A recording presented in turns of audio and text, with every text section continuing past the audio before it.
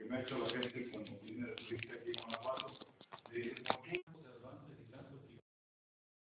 Porque en todas partes tenemos estatuas, lugares de nombre Don Quijote o de nombre Cervantistas, y una presencia muy constante a través de eventos culturales, ¿no? Como el Festival Cervantino, digamos, lo más visible, pero también porque hay coloquios cervantinos y hay otros eventos que significan la ciudad.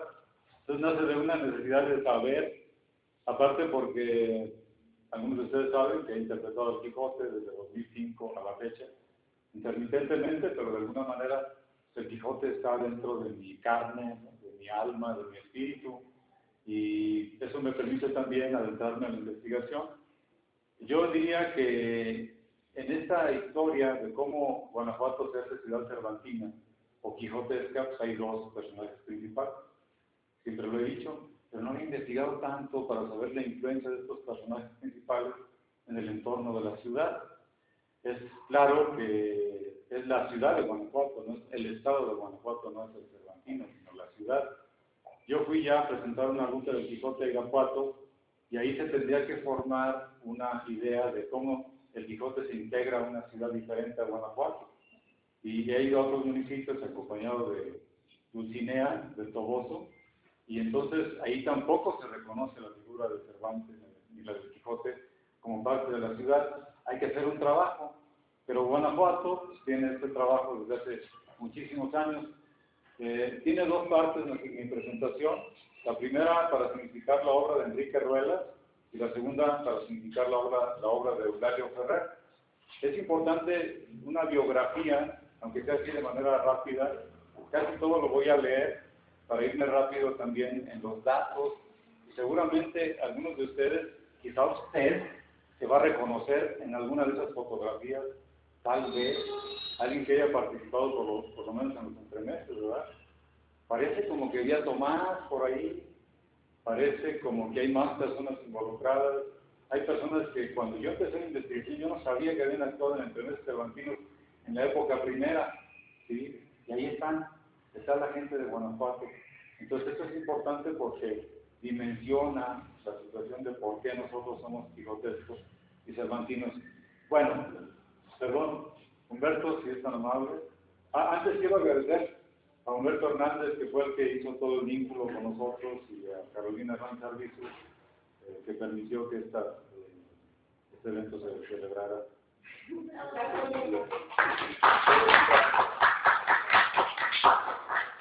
Bien, empezamos. Muchas gracias. Enrique Ruelas nació el 20 de octubre de 1913. Yo mismo nací un 20 de octubre, pero de 1972. Es una coincidencia, algo tiene que ver, ¿verdad? Vamos a entrar en un terreno de coincidencias muy interesante. En 1936, cuando llegó a Guanajuato, y se hace estudiante de Derecho, se dice que él no quería estudiar Derecho, que de alguna manera se le pusieron sus padres o insistieron tanto que viniera a Guanajuato a estudiar Derecho en un entorno donde la universidad pues, tenía muy pocos alumnos. La misma ciudad había sufrido un proceso de despoblamiento por diferentes circunstancias. Era una ciudad que no estaba en bonanza. Por eso dice ahí encontró un Guanajuato decadente, convertido en pueblo fantasma.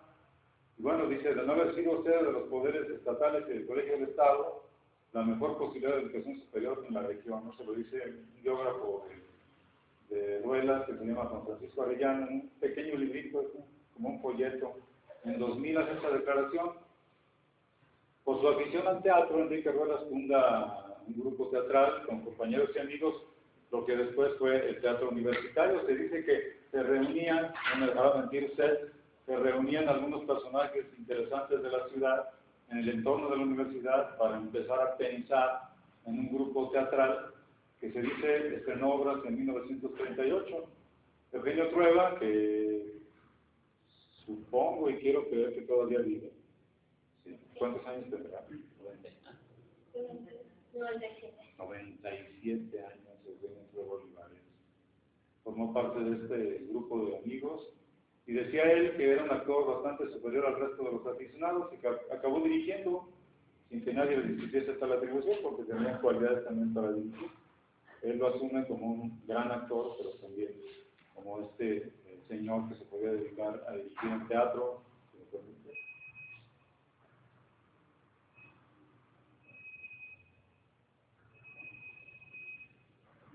Bueno, él tiene constantes regresos a la Ciudad de México. Ahí está el señor fumando pipa, que es una foto muy característica de él. Termina sus estudios en 1941 y regresa a la Ciudad de México para trabajar como maestro de preparatoria inicialmente. Conoce a Fernando Wagner, un señor que hizo un libro maravilloso sobre teatro. No sé si ustedes lo conozcan, de formación teatral, un alemán nacido en México. Y coinciden en que debe abrirse una escuela de formación teatral en la Ciudad de México. Proponen al director de la Escuela Nacional Preparatoria, el doctor Samuel García, dar cursos de actuación y práctica teatral, y comienzan en 1942 con este camino. Todavía quizá esté lejos la formación de los entremeses, pero él tiene que regresar a la Ciudad de México y va constantemente viajando de la Ciudad de México a Guanajuato. Regresa para titularse en 1943 y en 1944 se casa con Alicia Barajas, que por cierto participaba también en teatro, su esposa. Ustedes son familiares de Enrique Ruelas, alguno de ustedes. Prado. Señor Prado, no está aquí. Sigue en Ciudad de México, trabaja con Wagner, se relaciona con grandes personajes del teatro como Julio Jiménez Rueda, Julio Bracho, Celestino Gorostiza, que era dramaturgo, y funda con otros, igual de intelectuales como él, la carrera de literatura y arte dramático, obviamente vinculada a la UNAM. Tiene toda una trayectoria. El señor fue representante de la Secretaría de Educación Pública en la rama de teatro ante la UNESCO, secretario del Centro Mexicano de Teatro, impartió, bueno, él lo dice, por eso está ahí en primera persona, impartí cátedra en la Academia Cinematográfica, que tiene el Celestino Gorostiza, en la Escuela de Teatro de Bellas Artes, en la Universidad Iberoamericana, en la Academia Andrés Soler. En 1945, como para que ustedes vean el entorno de la ciudad, si me permite la foto, Humberto, el Colegio del Estado se convierte en la Universidad de Guanajuato, propone Ruelas realizar un homenaje a Cervantes en el 400 aniversario de su nacimiento, en 1947. Digamos que en 1947 sería el embrión de cómo es que Guanajuato se vincula con Cervantes, de una idea seminal de Enrique Ruelas de significar el aniversario del nacimiento del gran Miguel de Cervantes Saavedra aquí en México, ¿verdad? La idea inicialmente no prosperó, pero eso, digamos que fomentó, fue la semilla para una idea que después tuvo conclusión. Casi 5 años después, pensando en la formación del teatro universitario, y 6 años después, cuando fue la primera representación de los entremeses. Adelante. Ustedes lo reconocen a este, ¿no? A este personaje, lo han visto en la ciudad. ¿No? Que hace la estática ahí en el lado del jardín, ¿no? Bien. Ruelas iba y venía de la Ciudad de México a Guanajuato, un estudio de pintores en el Callejón del Venado, esto por su biógrafo, que ya vimos anteriormente, Juan Francisco Arellano. Hacía tertulia en grupo de artistas intelectuales, se comunicaban lecturas, hallazgos y novedades, y ahí nace la idea de hacer un homenaje a Cervantes por su centenario. Y además, algo que va a tener consecuencias dramáticas. Han ido cambiando las generaciones, algunos han conservado todavía, pero ya se integró gente nueva, afortunadamente, porque si no, se termina todo.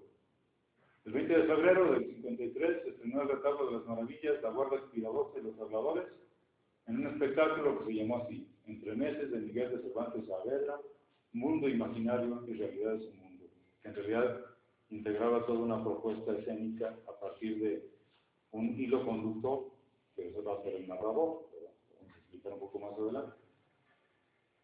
De tal manera que el Retablo de las Maravillas tuvo prólogo y epílogo escritos por Armando Olivares, pero estaban basados en fragmentos del ingenioso hidalgo Miguel de Cervantes Saavedra de Francisco Navarro Ledesma, pues un personaje, todo un personaje de las letras españolas, que escribió algo referente al mundo cervantista, y de ahí tomó Armando Olivares, según mi investigación, porque luego quizá en algunas partes él introdujo textos propios.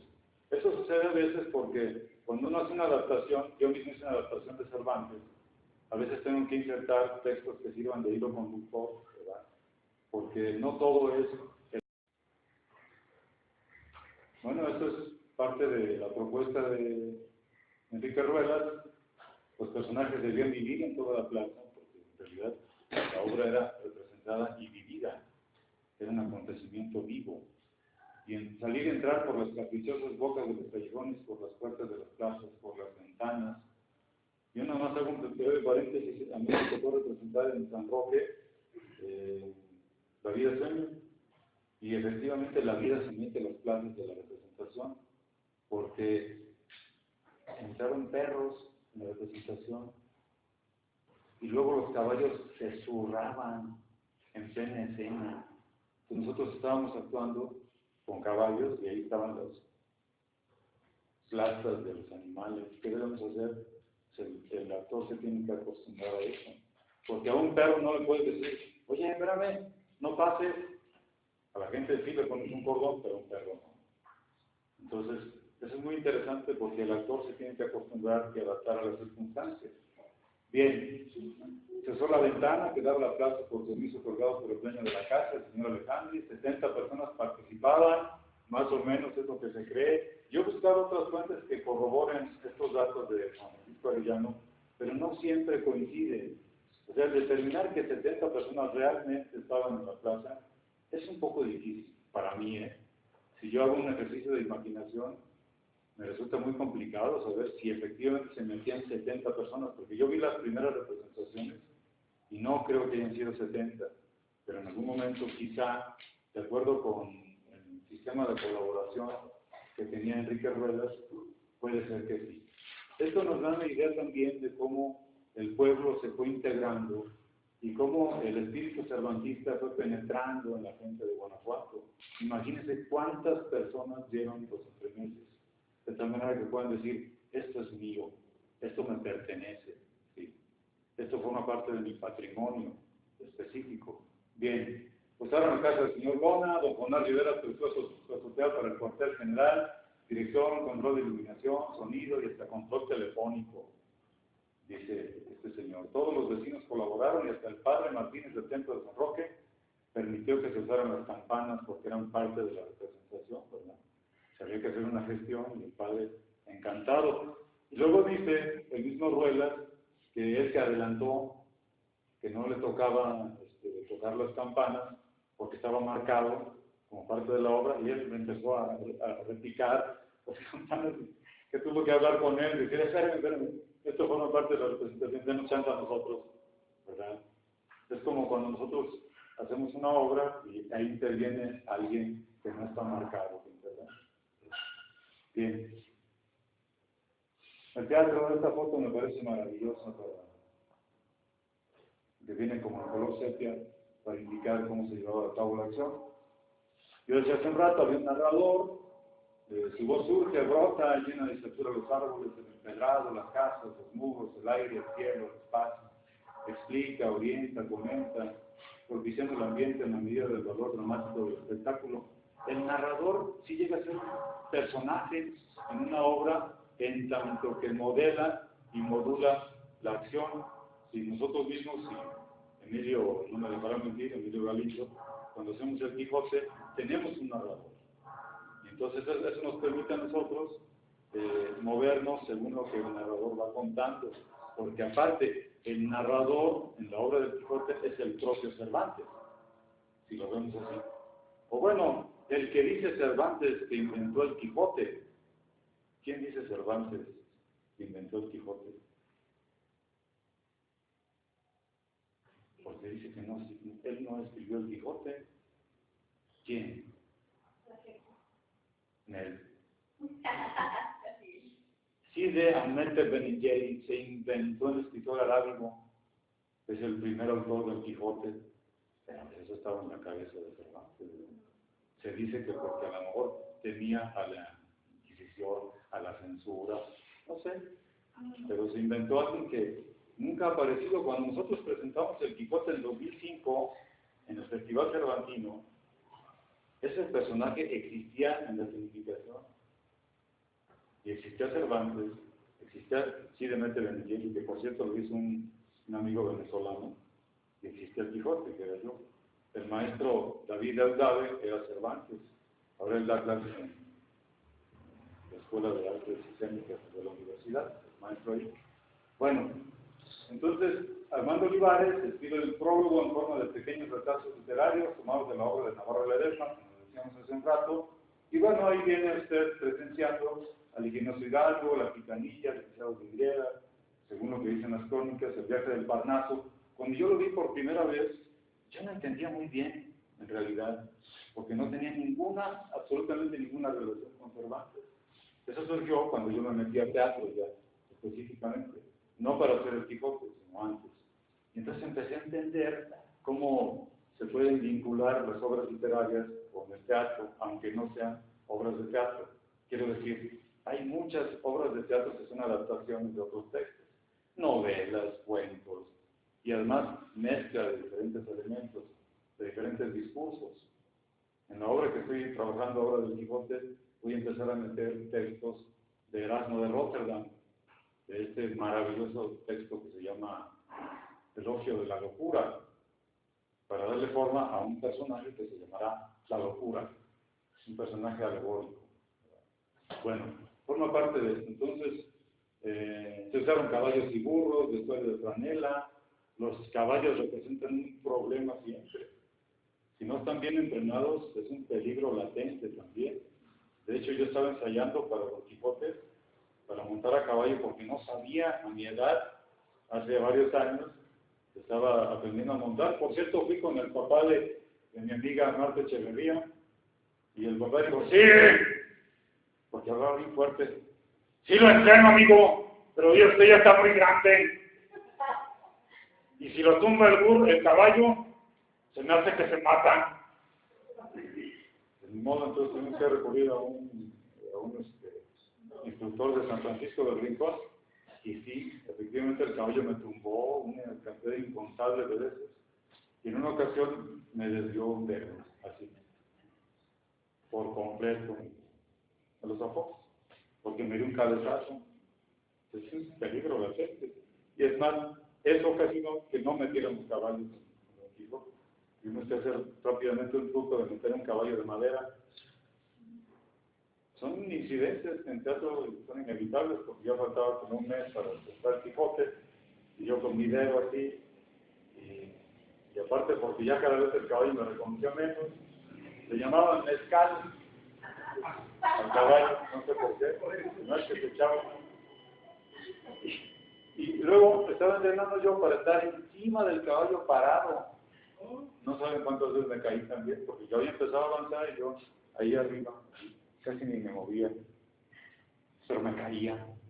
Más que usaba botas y en una así sentí, así agudo, pero seguía adelante. Eso es hacer teatro, y el hacer teatro de calle a uno lo entrena como ustedes no tienen idea. Uno aprende mucho más en el teatro de calle que en el teatro cerrado, pero mucho, porque aprende a adaptarse a las circunstancias. ¿Sí? En el teatro cerrado, lo que a uno le desanima a veces es que haya 3 espectadores, que puede llegar a suceder, y poca gente.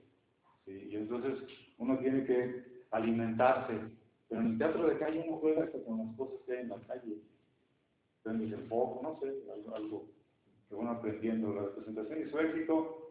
Y aquí hay una escena que nos refleja muy bien, teatro lleno, ¿verdad? Está chiquito San Roque, pero teatro lleno constantemente. Cervantes aparecía ahí como personaje y presentaba los personajes importantes de los entremeses, ya lo dije hace un rato, lo pasamos un poco más rápido si es tan amable. Y se veía bajar a Don Quijote montado en Rocinante y a Sancho en su rucio. El narrador recitaba un poema de Rubén Darío, no sé si lo conozcan, Rey de los Hidalgos, Señor de los Tristes. Maravilloso poema. De hecho, hay un libro que habla de los textos poéticos del Quijote, un libro que publicó el Museo Iconográfico, también es excelente libro. Yo tengo mucha bibliografía de Cervantes y de Quijote, la he ido integrando en mis presentaciones, porque dentro de la representación que hago ahora, sí meto algunos poemas. Este no, pero algunos poemas sí. Y canciones, la canción de Sueño Imposible, ahí va al final de la obra. Sigue. Bueno, perdón. Si volvemos un poquito. Se repitieron en 2 temporadas anuales con un éxito fuera de toda duda, de febrero a mayo, de septiembre a diciembre, de jueves a domingo, durante más de 65 años, porque ya luego tuve que hacer el conteo cuando hago la investigación. ¿Cuánto tiene ya los Cervantinos? Ya alguien nació en esa época, ya ahora tiene 65 años y ha vivido con toda la historia, la tradición de los entremeses. Si no mal recuerdo, el Festival Cervantino se suspendió, no sé si 1 año o 2 años. ¿No recuerdan ustedes? ¿2 años? En el 73 y en el 85. Sí, 2 años. Que son las únicas intervenciones que ha tenido, ¿verdad? Alguna vez, si no mal recuerdo, era por escasez de agua. No sé. No, pues se cambió de fecha. ¿Cambió de fecha? Para mayo, porque era a finales de abril y mayo. Después lo cambió para octubre. Pues fue ininterrumpidamente. Yo no sé si, aunque no hubo Cervantino, se presentaron los entremeses, de eso sí no recuerdo, para que haya sido una historia ininterrumpida. No sé, no llegó a esa parte de mi investigación. ¿Seguimos? Aquí está un cartel del primer Festival Internacional Cervantino. También está toda una historia de los carteles, que es bien interesante. Hasta el polémico cartel del chavo que salió con la arracada, ¿se acuerdan? Que la gente protestó de esto, es una barbaridad. Cuando estaba entrando todo el teatro postmoderno, con las nuevas tendencias del teatro. Bueno, aquí, ahí está el famosísimo, si no me recuerdo, es Armando Olivares, o no sé, habría que ver, ¿verdad? Es una estampa maravillosa de cómo el personaje tiene una postura muy teatral, ¿no? En su caballo. Yo sí lamento no haber aprendido bien a caballo, pero alguna vez todavía tengo esperanzas. Un teatro que ha sido y es exaltación del alma popular en una ciudad de singular belleza y de extraña atmósfera cultural. Todos lo hemos hecho. El teatro de Guanajuato ha conjugado la voluntad, el esfuerzo, el desinterés y el sentimiento y la cultura en una sola voz de arte y en una auténtica misión social. Por eso digo, todos hemos formado parte de los entremeses, de alguna manera. Los entremeses le dieron vida a Guanajuato, el turismo que hay en la actualidad es debido a los entremeses. Empieza a llegar en el 55 turismo del extranjero, en el 55 gringo, de todo tipo de turistas que van a detonar realmente. Yo no sé qué tanto impacto haya tenido como para un estudioso de la sociología del teatro que los entremeses hayan traído turismo a Guanajuato. Eso habría que hacer una investigación. Los entremeses por sí mismos, por la fama que llegaron a adquirir. Bien. Una heredad que conjuga una tradición que con gestas y valles se mantiene cercamente vital, con una actualidad vigorosa, que siempre buscará restarle vigencia en un entorno donde los valores de la tradición han entrado en crisis, al menos desde la emergencia del posmoderno hedonismo de las generaciones más recientes. Sigue emocionando y envolviendo respetable en la misma atmósfera melancólica, encantadora y naive que sedujo a nuestros padres y abuelos. No se escribe así porque es una palabra como en francés, naive. ¿Sí lo han escuchado, verdad? Como, casi como cool, ahora muy nice, como está ya usándose todavía, que sedujo a nuestros padres y abuelos y hoy lo hace con nosotros y nuestros hijos. Rionda, Luis Miguel Rionda, no es el maestro Rionda, ¿cómo se llamaba? Isaú. Luis Miguel Rionda y Ernesto Camarillo, en 2008, un libro que publicó también el Iconográfico. Hicieron esta cita que me parece que refleja muy bien el espíritu cervantino. ¿Sigue? Por favor. Ahí está Tomás, ¿no? Justamente, dígale quién es. Su hijo. Entonces ahí está ella. Y está Tomás, ya se reconoció en algún lado. Ah, bueno. ¿De qué estamos hablando, verdad? Sigue.